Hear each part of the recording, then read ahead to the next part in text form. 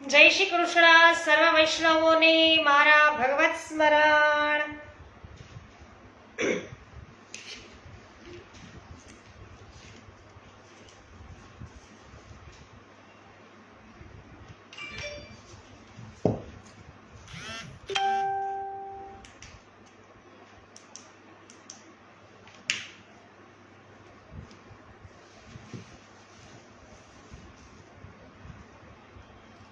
અજ્ઞાનતિમિરાન્ધસ્ય જ્ઞાનાંજન શલાકયા ચક્ષુરુન્મિલિતમેન તસ્મૈ શ્રી ગુરવે નમઃ.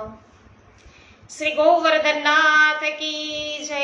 શ્યામ સુંદર શ્રી અમને મહારાણી કી જય. શ્રી વલ્લભાધીશ કી જય. શ્રી ગોસાઈજી પરમ દયાલ કી જય. શ્રી ગોકુલનાથ કી જય.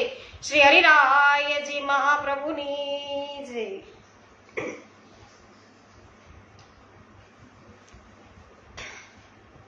મનીષાબેન માકડિયા જય શ્રી કૃષ્ણ. સર્વપ્રથમ જોઈન્ટ થઈ ગયા, ખૂબ સુંદર. વિનોદભાઈ ગજ્જર જય શ્રી કૃષ્ણ, સ્વાગત છે. કાંતાબેન કોઠડિયા જય શ્રી કૃષ્ણ, સ્વાગત છે. જે.આર. વડાલિયા જય શ્રી કૃષ્ણ, સ્વાગત છે. રંજનબેન લુણાગરિયા જય શ્રી કૃષ્ણ. નીતાબેન પટેલ જય શ્રી કૃષ્ણ. મોહનભાઈ ભેસાણિયા જય શ્રી કૃષ્ણ, સ્વાગત છે સર્વ વૈષ્ણવજનોનું. નીતાબેન પટેલ જય શ્રી કૃષ્ણ. જયસુખભાઈ સચદેવ જય શ્રી કૃષ્ણ. મિતાબેન સચદેવ જય શ્રી કૃષ્ણ, સ્વાગત છે આપનું આનંદના આવિષ્કારમાં.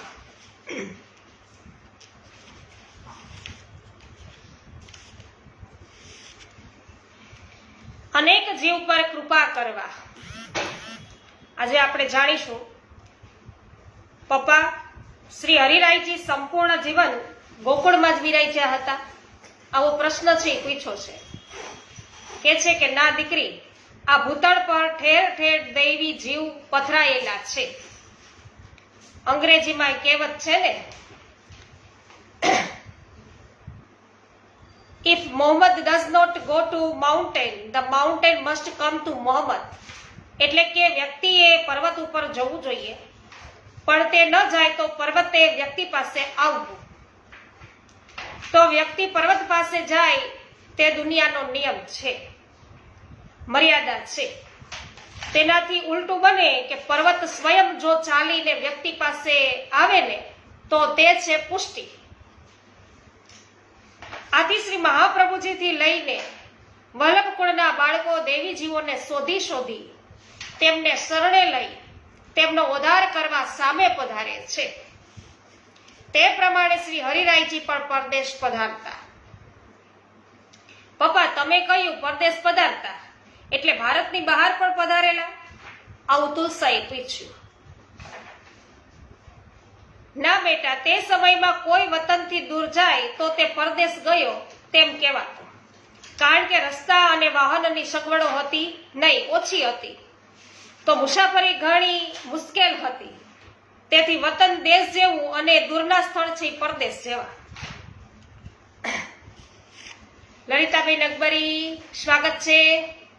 વાભાઈ વાહ. જયાબેન ઘોડાસરા, શાંતિભાઈ ઘોડાસરા સ્વાગત છે. કે છે અમે જુનાગઢ આવી ગયા છીએ. સરસ, તો મુલાકાત લઈશું, આપણે મળીશું. એમ.વી. કોઠિયા જય શ્રી કૃષ્ણ, સ્વાગત છે આપનું. મનીષાબેન સ્વાગત છે. લલિતાબેન અકબરી સ્વાગત છે. સતાશિયા ચિરાગભાઈ સ્વાગત છે. ઉષાબેન મોદી સ્વાગત છે. ચંદ્રકાંતભાઈ, મને એક બીજો વિચાર આવે છે. દેશના જુદા જુદા ભાગો પ્રદેશ કહેવાય, જેમ કે મધ્યપ્રદેશ, ઉત્તર પ્રદેશ, બરાબર? તેથી તે ભાગનો પ્રવાસ કરવો તે પ્રદેશ કરવો, પ્રદેશ પધારવું તેમ કહેવાય. તો ભાષામાં શબ્દના ઉચ્ચારમાં ફેરફાર થતો રહે છે. પ્રદેશમાંથી અપભ્રંશ થયો પરદેશ, તેથી આપણે બોલીએ છીએ કે પરદેશ પધારતા. એવો અર્થ થાય? આવું નમિતભાઈએ પૂછ્યું. હા ભાઈ, એ અર્થ પણ યોગ્ય છે. અંકલ, હરિરાયજી, શ્રી હરિરાયજી ક્યાં ક્યાં પધારેલા? આપણા ગુજરાતમાં પધારેલા? અહીં ખિમનોરમાં ક્યારે પધારેલા? સેજલે પૂછ્યું. શ્રી હરિરાયજી ગુજરાત, રાજસ્થાન અને સિંધમાં પધાર્યા હોવાનું બેઠક ચરિત્ર પરથી સમજાય છે. આપશ્રીની 3 બેઠકો ગુજરાતમાં છે. અને તેમાંની એક વડોદરા પાસે સાવલી ગામમાં છે, બીજી ભરૂચ જિલ્લામાં જંબુસર ગામે છે, ત્રીજી ડાકોરમાં છે. રાજસ્થાનમાં તેમની 3 બેઠકો છે, એક જેસલમેરમાં, બીજી ખિમનોરમાં અને ત્રીજી નાથદ્વારામાં. વ્રજમાં તેમની 1 બેઠક ગોકુળમાં છે. આમ તેમની કુલ 7 બેઠકો પ્રગટ છે. આ બધી બેઠકોમાં શ્રી હરિરાયજીએ ભાગવત પારાયણ કર્યા હશે ને? એ ઉપરાંત ત્યાં કોઈ વિશિષ્ટ પ્રસંગ બનેલા? સુમનબેને પૂછ્યું. હા, આપ જ્યારે જેસલમેર પધાર્યા ત્યારે શહેરના દરવાજે કર ઉઘરાવવાની રાજ્યની ચોકી હતી અને એને ટોલ ટેક્સ લેવાની વાત થઈ, એવું જ છે ને? તો ત્યાંના માણસે રાજ્યના નિયમ પ્રમાણે કર માંગ્યો. આપશ્રીએ કહ્યું કે ધર્મ આચાર્યો પાસેથી કર ન લેવાય, રાજાની ફરજ દાન કરવાની છે, એમ અમે કે કર ન આપીએ. ત્યાંના રાજા પાસે આ વાત પહોંચી એટલે તે ન માન્યો. આપે આજ્ઞા કરી કે જે રાજા ધર્મશાસ્ત્રનો અનાદર કરે તે ગામ છે ને એનું જળ ન પીવાય, માટે અહીં કોઈ જળાશય હોય ત્યાં મુકામ કરો. તો વૈષ્ણવો જળાશય શોધવા લાગ્યા. જેસલમેર એટલે તો મરુભૂમિ, રણભૂમિ છે, મરુભૂમિ. તો એક વૈષ્ણવે સમાચાર છે એ લાવ્યા કે નજીકની અંદર એક તળાવ છે પણ પાણી નથી, સાવ સૂકું છે, બાકી આજુબાજુમાં કોઈ જળાશય નથી. આપે આજ્ઞા કરી શ્રી યમુનાજીનું સ્મરણ કરી તેમાં જમના જળ છે એ પધરાવો, એવી આજ્ઞા કરી કે યમુનાજીનું સ્મરણ કરો, તેમાં યમુના જળ છે એ પધરાવો. એટલે સેવકો તે પ્રમાણે કરતા જ જાણે પાતાળ ભેદીને શ્રી યમુનાજી પ્રબળ જળ પ્રવાહ રૂપે પ્રગટ થયા અને આખું તળાવ આંખના પલકારામાં તો છલોછલ ભરાઈ ગયું અને આપશ્રીએ ત્યાં મુકામ કર્યો. જેસલમેરના કેટલાક મનુષ્યોએ આ દ્રશ્ય નજરો નજર જોયું. વાત તો વાયરા સાથે વહેતી હતી અને આશ્ચર્યચકિત થઈ માનવ મહેરામણ્ય ઉમટ્યો. રાજા પણ દોડતા દોડતા આવ્યા.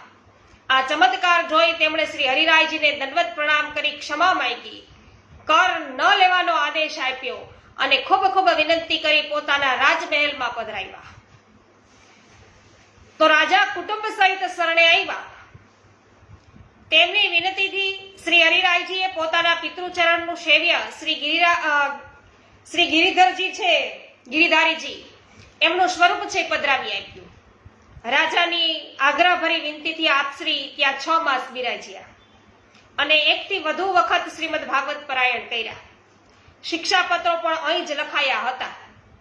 આ સ્થાનમાં આપશ્રીના બેઠકજી પ્રગટ બિરાજે છે. અંકલ, તમે કહ્યું કે આપશ્રી સિંધમાં પણ પધાર્યા હતા, ત્યાં કોઈ વિશેષ પ્રસંગ બનેલો? આવું સમીરે પૂછ્યું. હા, ત્યાંના એક ગામમાં આપ પધારેલા. ત્યાં વૈષ્ણવો પોતાને ઘેર તેમની પધરામણી કરતા. તે ગામમાં એક નિષ્કિંચન વૈષ્ણવ હતા. તેમની પાસે મૂડીમાં માત્ર 2 રૂપિયા જ હતા અને ઘરમાં બીજું કંઈ ન મળે. જય હો નીતાબેન. તો શ્રી હરિરાયજીને પોતાના ઘેર પધરાવવામાં તેમને ઘણો સંકોચ થયો હતો, કારણ કે કંઈ હતું નહીં એટલે. તો તેઓ વિચારતા કે મારી પાસે ભેટ ધરવા દ્રવ્ય નથી, પધરાવવા સારા ગાદી તકિયા કે ગાલીચા નથી, તો ઘર પણ સારું નથી, તેમને કેવી રીતે શ્રમ કરાવું? શ્રી હરિરાયજી તો સર્વજ્ઞ હતા. આ વૈષ્ણવના હૃદયનો તાપ અને ભાવ એ જાણતા હતા. આપે સામેથી આજ્ઞા કરી કે મારે તારું ઘર જોવા આવવું છે કે. વૈષ્ણવને મનોમન ઘણો આનંદ થયો. આપ શ્રી તેમને ત્યાં પધાર્યા. આપે આજ્ઞા કરી કે તારી પાસે જે દ્રવ્ય છે તે વિના સંકોચે મને ધરી દે. તો સુદામાની જેમ વૈષ્ણવે સંકોચ સાથે 2 રોકડા રૂપિયા ધરી દીધા. તેમણે સર્વ સમર્પણ કરી દીધું, સર્વસ્વ ધરી દીધું. 2 જ રૂપિયા હતા એ ધરી દીધા, બીજું તો કાંઈ હતું નહીં. તે આપશ્રીએ તે ભેટ અલગ રાખી અલગ રખાવીએ ભેટ. મુકામ પર પધારી તેમની અલગ કાચી સામગ્રી મંગાવી. 2 રૂપિયામાંથી અલગથી જ છે કાચી સામગ્રી મંગાવી. સામગ્રી સિદ્ધ કરી અને પ્રભુને આરોગાવી. વૈષ્ણવોને મહાપ્રસાદ વાંટ્યો અને સામગ્રી એક જ હતી, પણ દરેક વૈષ્ણવને તેમાં જુદો જુદો સ્વાદ આવ્યો. એક જ સામગ્રી હતી, છતાંય જેટલા વૈષ્ણવોએ મહાપ્રસાદ લીધો એ બધાયને અલગ અલગ સ્વાદ આવ્યો. વૈષ્ણવોએ આપશ્રીને તેનું કારણ પૂછ્યું. આપે આજ્ઞા કરી. વૈષ્ણવો, શ્રી મહાપ્રભુજીની આજ્ઞા છે કે નહિ સાધન સંપત્યા હરિસ્ત્યુયસ્તિ કદાચન ભક્તાનામ દૈન્યમે વૈકમ હરિતોષણ સાધનમ. એટલે કે આપણી સાધન સંપત્તિથી પ્રભુ ક્યારેય સંતુષ્ટ થતા નથી. તેમને પ્રસન્ન કરવાનું એકમાત્ર સાધન એ આપણી ભક્તોની દીનતા છે. તેથી આ માર્ગ નિસાધનતાનો માર્ગ છે. સાધન સંપત્તિ પ્રભુને અંગીકાર કરાવીએ તે દ્વારા આપણી અહંતા ને મમતા છે એ પ્રભુના ચરણોમાં ધરી દેવાની છે. તો જ પ્રભુ પ્રસન્નતાથી આપણી સેવાનો અંગીકાર કરે. બીજા વૈષ્ણવો તો પોતાની સંપત્તિનો 1000મો ભાગ છે એ પણ ભેટ ધરતા નથી અને પોતાના શ્રેષ્ઠપણાનું કેટલું બધું અભિમાન બતાવે છે. જ્યારે નિષ્કિંચન વૈષ્ણવે પોતાની બધી મૂડી હતી એ બધી છે ભેટ ધરી દીધી અને છતાંય હૃદયમાં નિસાધનતાનો એને તાપ રહ્યો. તેથી પ્રભુ અતિ પ્રસન્ન થયા. માટે તેમને એ મહાપ્રસાદમાં અદ્ભુત સ્વાદ છે એ જણાયો. સ્વાદ સામગ્રીનો કે બનાવનારની પાક કલાનો નહોતો, પ્રભુની પ્રસન્નતાનો એ હતો સ્વાદ. તો પ્રભુની પ્રસન્નતાનો હોય છે સ્વાદ. વૈષ્ણવો, અમારા બડે કાકાજી શ્રી ગિરધરજી મહારાજનો પ્રસંગ છે. એટલે કે ગુસાઈજી પ્રભુ છે એમના જ્યેષ્ઠ પુત્ર. એટલે કે છે કે અમારા બડે કાકાજી છે શ્રી ગિરધરજી, એમનો એક પ્રસંગ છે કે શ્રી મથુરેશજી તેમને માથે પધાર્યા. તે આનંદના અવસરે આપે શ્રી મથુરેશજીને બડો 56 ભોગ છે આરોગાવ્યો. શ્રી મથુરેશજીએ પદ્મનાભદાસજીના સેવ્ય. કોના? મથુરેશજી છે પદ્મનાભદાસજીના સેવ્ય. જેને અને પદ્મનાભદાસજી છે એ તો કોટીમાં વિરલા એવા. તો શ્રી ભાગવત વાંચીને વ્યયવૃત્તિ ન થાય, પેટ ન ભરાય, શ્રી ભાગવતનો વેપાર ન થાય એવી શ્રી મહાપ્રભુજીની આજ્ઞા એમણે સ્વીકારી અને તેમણે ભાગવત કથાનો ધીકતો વ્યવસાય એક જ ક્ષણમાં છોડી દીધો હતો. એવો સંકલ્પ કર્યો અને સ્વેચ્છાએ ગરીબી સ્વીકારી લીધેલી. તેમને ત્યાં શ્રી મથુરેશજી રોજ છોલે આરોગે, ચણા જ આરોગે. ચણાની અંદર છે એક મુઠ્ઠી મૂકતા જઈને કે છે કે આજે આ પ્રભુ આરોગો, આ આરોગો, એવી રીતે. તો શ્રી ગિરધરજીએ 56 ભોગ સરાવી બીડી આરોગવતા એવું પૂછ્યું છે કે બાવા એ ભોગ કૈસો લગ્યો? મથુરેશજીને 56 ભોગ ગિરધરજીએ ધરાવ્યો, આરોગાવ્યો અને પછી છે બીડી આરોગાવતા એવું પૂછે છે કે આ ભોગ કેવો લાગ્યો પ્રભુને કે. એટલે શ્રી મથુરેશજીએ પદ્મનાભદાસના ભાવને યાદ કરીને પછી આજ્ઞા કરી કે મેરે પદ્મનાભદાસ કે છોલે में जो स्वाद आयो ये स्वाद सारे 56 भोग में नहीं आयो. જય હો. પ્રભુને તો પદ્મનાભદાસના છોલાની અંદર જે સ્વાદ આવ્યો ને કે એવો સ્વાદ આટલા બધા ભોજનની આ જે ભોગ છે ને એની અંદર ન આવ્યો, 56 ભોગમાં પણ ન આવ્યો. એવામાં એમ કે છે કારણ કે પદ્મનાભદાસનો જે ભાવ હતો એ ભાવ છે એની સરાહના કરી અહીંયા પ્રભુએ.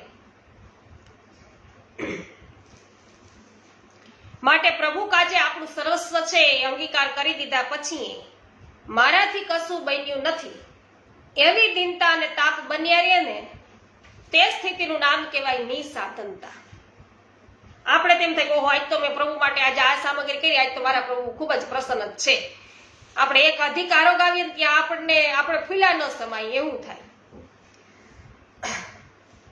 પણ આપણે એવું વિચારવાનું છે કે મારાથી કશું બન્યું નહીં, પ્રભુ ખાલી માત્ર એક જ સામગ્રી થઈ શકે એવું હોવું જોઈએ.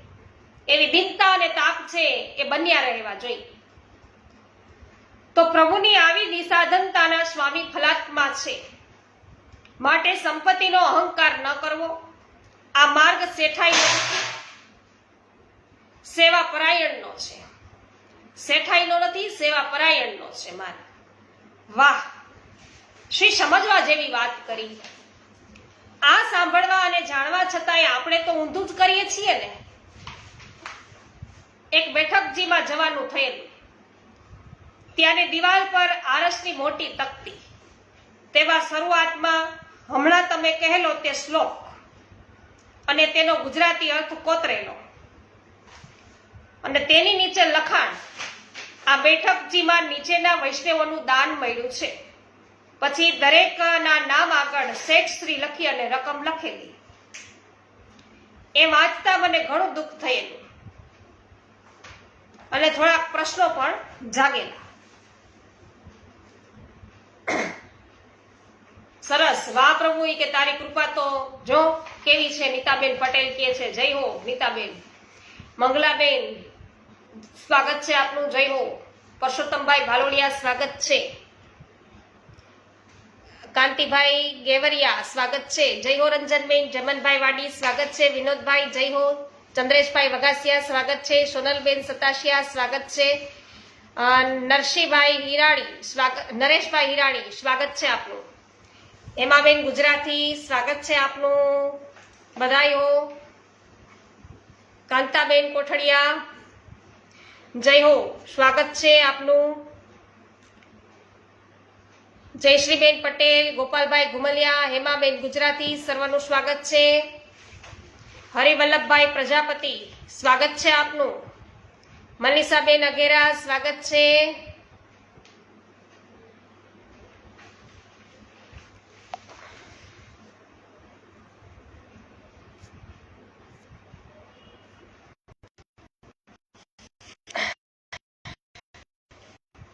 હા, ભાવથી ધરેલી ખાલી હોય તો પણ પ્રભુ પ્રેમથી આરોગ્ય છે. જય હો વિનોદભાઈ.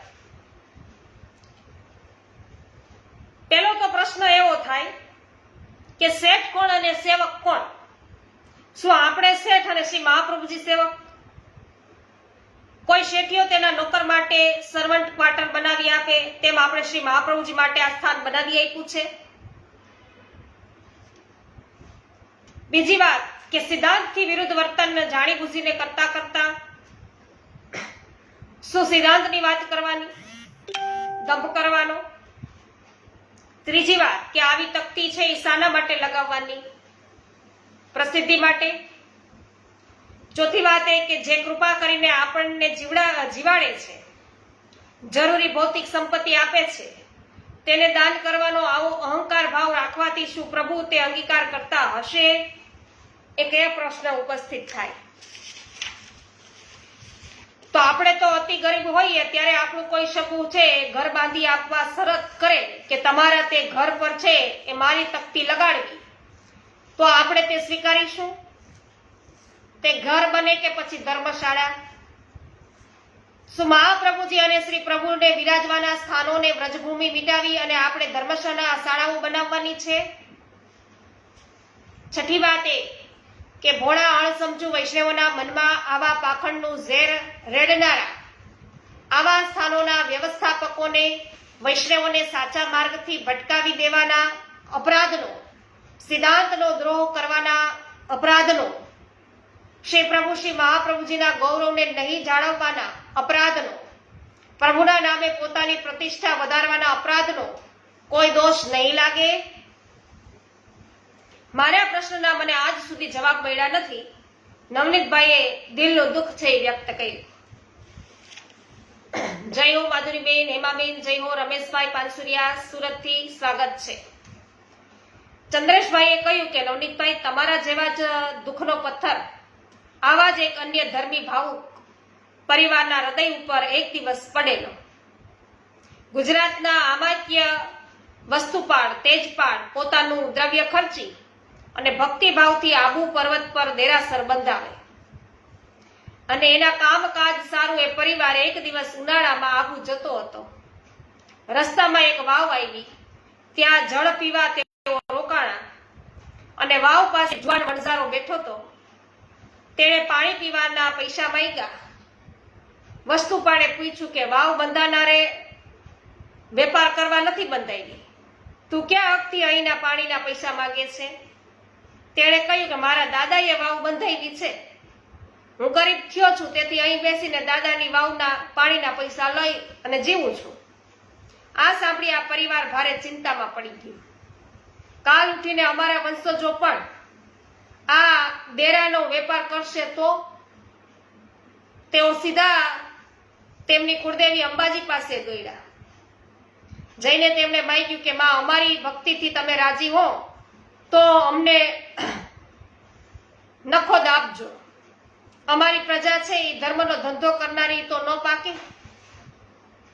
તો કૃષ્ણદાસજી અધિકારીનો પ્રસંગ પ્રસિદ્ધ છે. 84 વૈષ્ણવ પૈકીના અષ્ટછાપ ભગવદીયને પણ શ્રીનાથજીના મંદિરનો અધિકાર કરતા કરતા અહંકાર આવી ગયો અને ગુરુ અપરાધ થવાથી પ્રેત યોની છે ભોગવવી પડી. અને તે આપણે તો કઈ યોનિઓ નહીં ભોગવવી પડે એ વિચારવાનું છે. તો કૃષ્ણદાસ છે વૈષ્ણવ, કૃષ્ણદાસ અધિકારી, એ તો ખૂબ પરમ ભગવદીય થઈ ગયા. પરંતુ એમને શ્રી ગુસાઈજીના એક વચનથી માટું લાગ્યું અને એનાથી છે ગુરુ અપરાધ થઈ ગયો અને એમને છે 6 મહિના સુધી વિરહ થયો. શ્રી ગુસાઈજીને અપાયું, શ્રીનાથજીની સેવામાં ન પહોંચવા દીધા, તો એને પ્રેત યોની ભોગવવી પડી. તો વિચાર એ કરવાનો છે કે આપણે કઈ કઈ યોનિઓ નહીં ભોગવવી પડે. આમ સરોજબેન બોલ્યા, પણ આપણે આપણી પ્રતિષ્ઠાના મોહમાં, સ્વાર્થમાં એવા અંધ અને પાગલ બની ગયા છીએ કે વાત અનેકવાર સાંભળવા છતાંય સમજાતી જ નથી. શ્રીનાથજી અને શ્રી ગુસાઈજી બંનેએ કૃષ્ણદાસજીનો દેહ છૂટ્યા પછી બીજા વૈષ્ણવોને અધિકાર સોંપતા પહેલા આજ્ઞા કરી કે મેં કોણ જીવ કો બિગાડ કરું. છતાં જો તે કુવામાં પડનારા ક્યારેય હતા, અધિકાર પદનો ખીટી પરનો ઉપરનો છે લેવા અનેક વૈષ્ણવોએ આસપાસના બાથમબંધા કરેલી અને તેમ વાર્તા કે છે. સુમનબેને એવું કહ્યું, એટલે કે અધિકારી છે, અધિકારી પદ ભોગવવા અર્થે હોય. આ બધી પ્રભુની લીલા માનવી. શું હશે, પણ બધું પ્રભુની લીલા માનવાની. આપણે આપણી જાત બચાવવી, બીજાની નિંદા નહીં કરવી. પ્રભુને આવી લીલા આ કલયુગમાં કઈ કરવી હશે, તેથી તે માટે કોઈને કોઈને નિમિત્ત બનાવે છે. ચંદ્રકાંતભાઈએ વાતનું સમાપન કર્યું. અંકલ, જીવની વિમુખતાના આવા બધા ભયસ્થાનોને લઈને જ શ્રી મહાપ્રભુજીએ ગૃહ સેવાની આજ્ઞા કરી હશે ને? સેજલે પૂછ્યું. હા દીકરી.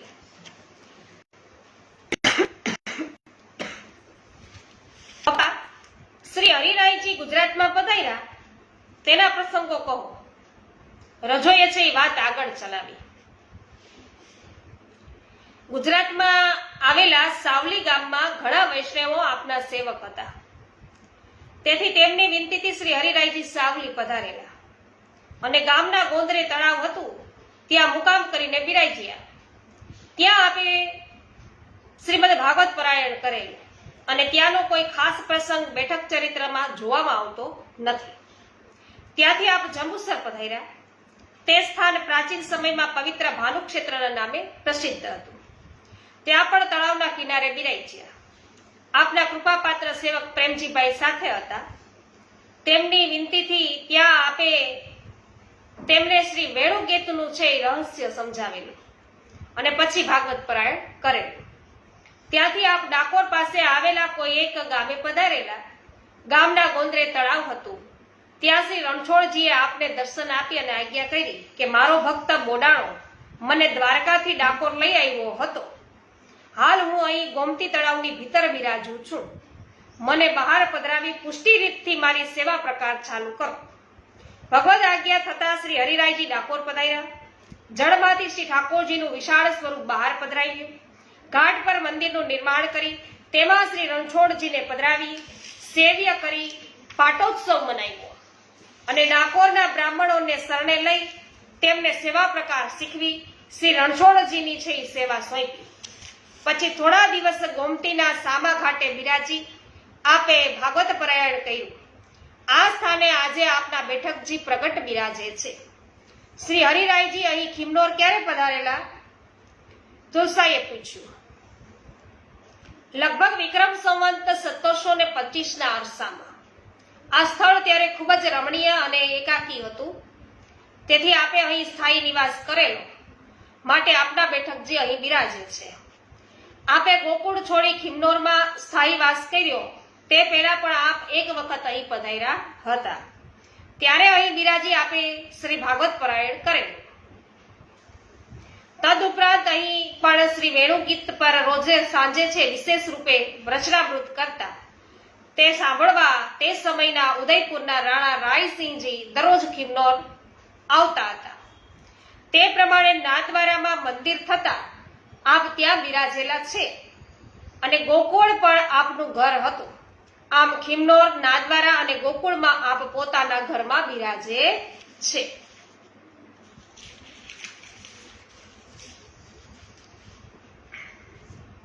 અરવિંદભાઈ ભંડેરી સ્વાગત છે. કુસુમબેન કંટેસરિયા સ્વાગત છે. સુધીરભાઈ પંડ્યા સ્વાગત છે આપનું.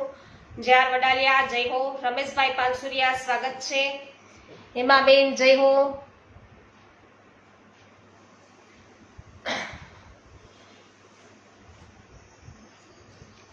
શ્રી ગોવર્ધનનાથ કી જય. શ્યામ સુંદર શ્રી યમુને મહારાણી કી જય. શ્રી વલ્લભાધીશ કી જય. શ્રી ગોસાઈજી પરમ દયાલ કી જય.